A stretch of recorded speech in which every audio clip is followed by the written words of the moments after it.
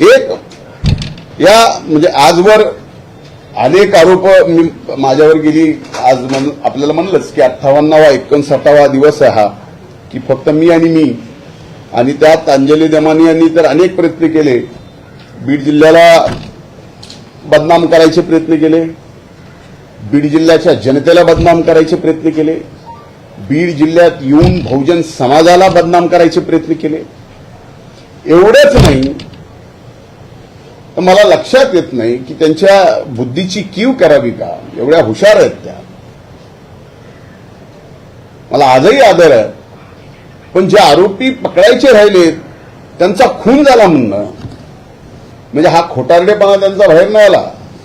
आणि ते जर सगळ्या गोष्टी आजपर्यंत माझं मीडियाला चॅलेंज आहे, आपल्या सगळ्यांना माझं चॅलेंज आहे. आजपर्यंत अंजलीताई बदनामिया करण्याच्या पलीकडे माझं चॅलेंज आहे. एक तरी त्यांनी केलेला आरोप या राज्यात या देशात कुठेतरी टिकलाय का आणि सत्य झालाय का?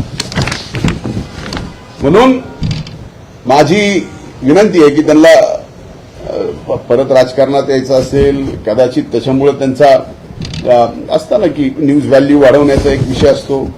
म्हणून माझं एक विनंती आहे की असे खोटे धादांड आरोप करू नका. मध्ये ऑफिस ऑफ प्रॉफिटचा विषय काढला. अरे तुम्ही काय म्हणजे ऑफिस ऑफ प्रॉफिट काय कसं काढू शकता? जी थर्मल पॉवर स्टेशननी कोळसा वापरून जी घाण केलेली आहे, जी घाण थर्मल पॉवर स्टेशननी पैसे देऊन काढावं असं सुप्रीम कोर्टाने ऑर्डर केलेलं आहे. आणि याच्या बाबतीत आता तिथं काही शासकीय पद असं आहे माझ्या कंपनीमध्ये की ज्या कंपनीत मी माझ्या बायकोला बसवलंय, की मी बसवलंय, ही 2006ची कंपनी आहे. आज तिथं त्या राखीमुळे एक सिमेंट इंडस्ट्री आली आहे, रोजगार आला. आणि ज्या वेळेस राख हे बॅगमध्ये जात नव्हत्या, स्लरीमध्ये जायचे, त्यावेळेस राखेचे तळ असायचे.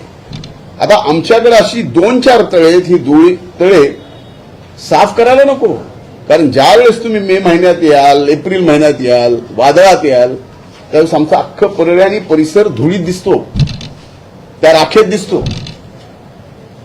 याच्यावर पण आरोप करावेत. हे आरोप कुणी करावेत? म्हणावं एनर्जी मिनिस्ट्रीने, ऊर्जा विभागानं म्हणावं की ही राख घेऊन जाणं बेकायदेशीर आहे.